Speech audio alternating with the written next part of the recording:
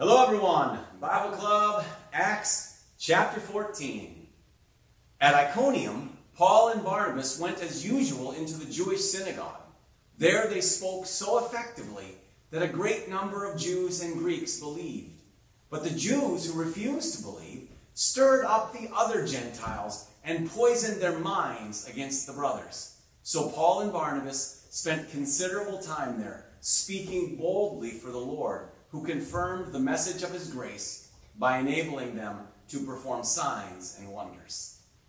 The people of the city were divided. Some sided with the Jews, others with the apostles. There was a plot afoot among both Gentiles and Jews, together with their leaders, to mistreat them and stone them. But they found out about it and fled to the Lycaonian cities of Lystra and Derbe and to the surrounding country, where they continued to preach the gospel. In Lystra, there sat a man who was lame. He had been that way from birth and had never walked. He listened to Paul as he was speaking. Paul looked directly at him and saw that he had faith to be healed and called out, "Stand up on your feet." At that, the man jumped up and began to walk. When the crowd saw what Paul had done, they shouted in the Lycaonian language, "The gods have come down to us in human form." Barnabas they called Zeus, and Paul they called Hermes, because he was the chief speaker. The priest of Zeus, whose temple was just outside the city, brought bulls and wreaths to the city gates, because he and the crowd wanted to offer sacrifices to them. But when the apostle Barnabas and Paul heard of this, they tore their clothes and rushed out into the crowd, shouting, "Friends, why are you doing this? We too are only human like you. We are bringing you good news, telling you to turn from these worthless things to the living God who made the heavens and the earth and the sea and everything in them.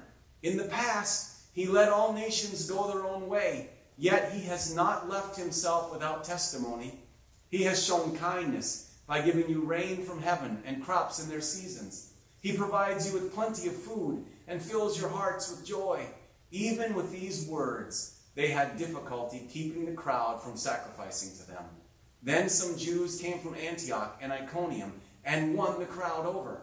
They stoned Paul and dragged him outside the city, thinking he was dead. But after the disciples had gathered around him, he got up and went back into the city. The next day, he and Barnabas left for Derbe. They preached the gospel in that city and won a large number of disciples. Then they returned to Lystra, Iconium, and Antioch, strengthening the disciples and encouraging them to remain true to the faith. "We must go through many hardships to enter the kingdom of God," they said. Paul and Barnabas appointed elders for them in each church, and with prayer and fasting committed them to the Lord, in whom they had put their trust. After going through Pisidia, they came into Pamphylia. And when they had preached the word in Perga, they went down to Attalia.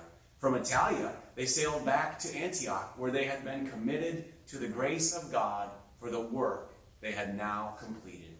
On arriving there, they gathered the church together and reported all that God had done through them and how he had opened a door of faith to the Gentiles. And they stayed there a long time with the disciples. That's Bible Club for today. Join us tomorrow for the Jerusalem Council and the conflict of how do the Jews and Gentiles become one church.